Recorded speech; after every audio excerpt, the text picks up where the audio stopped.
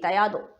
Ministry media इस वक्त Atiq Ashraf coverage के इर्द गिर्द घूम रहा है, जो कई दिनों तक चलने वाला है। इससे अलग आज जरूरत है मौजूदा दौर में फैली नफरत पर बहस करने की, जिसका सिलसिला थमने का नाम नहीं ले रहा है। इस नफरत से सिर्फ एक पक्ष या समुदाय को नुकसान नहीं, बल्कि इससे पूरे मानव समाज को खतरा है। नफरत का ये खतरनाक स्वरूप अब घरों में भी पैर पसार रहा है, जिससे सावधान होने की जरूरत है। दोस्तों, जून 2020 में इंदौर के अखबार में एक बड़ी डरावनी खबर छपी थी। ये खबर थी कि एक स्कूल में परीक्षाओं के लिए मुस्लिम समुदाय से जुड़े छात्राओं को बाकी सभी दूसरे छात्र छात्राओं से अलग बैठाया गया।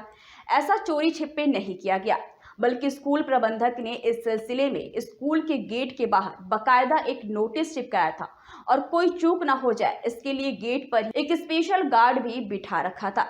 दोस्तों, अखबार में इसकी खबर छपने और पढ़ने के बाद कई लोग इस पर हैरान हुए, मगर जिन्हें इसमें अपना एजेंडा आगे बढ़ता दिखा वे मौन रहे। इस तरह का व्यवहार करने वाले स्कूल प्रबंधक के खिलाफ कोई कार्रवाई की बात तो दूर की बात थी, लेकिन ज्यादा निराशाजनक थी।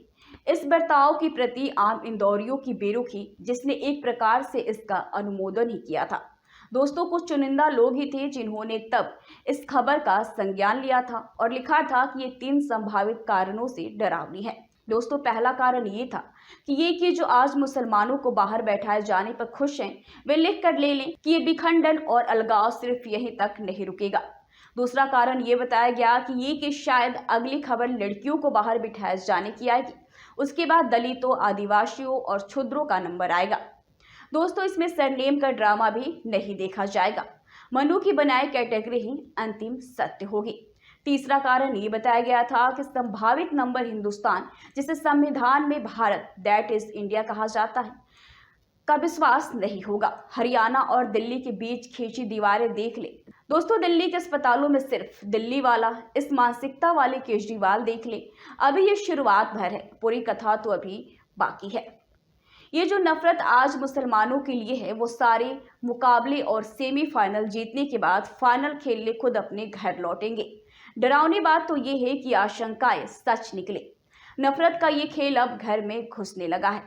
इसी इंदौर में 170 किलोमीटर दूर खंडवा के पिपलोद इलाके के गांव बामदा में एक भाई बहुत दिनों के बाद अपनी बहन से मिलने के लिए उसके घर गया। भाई बहन घर में बैठकर बात कर रहे थे कि स्वयंभू संस्कृति रक्षकों का एक झुंड उनके घर के अंदर आ घुसा। दोनों की निर्ममता से पिटाई की गई और बाहर लाकर दोनों को पेड़ से बांध दिया गया। वे दोनों चिल्ला चिल्लाकर बताते रहे कि वे भाई बहन हैं, मगर भीड़ को जिस तरह तैयार किया गया था, उसके तहत जो भीड़ या उसके मालिक ने जो बोल दिया था, वही अंतिम सच था। बहन का पति किसी काम के सिलसिले में गांव से बाहर था।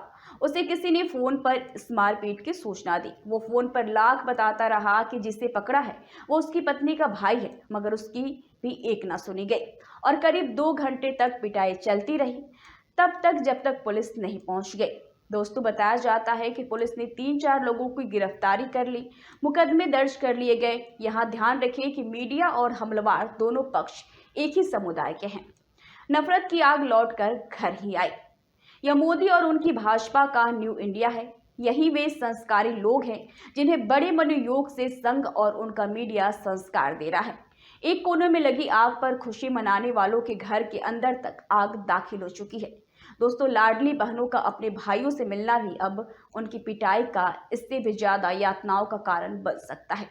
विभाजन एक जगह नहीं रुकता, वो चूल्हे चौके तक आता है। खंडवा एक झांकी है, शायद बहुत कुछ अभी बाकी है। वैसे आप सभी का इस मुद्दे पर क्या राय है, हमें कमेंट सेक्शन में जरूर बताएं।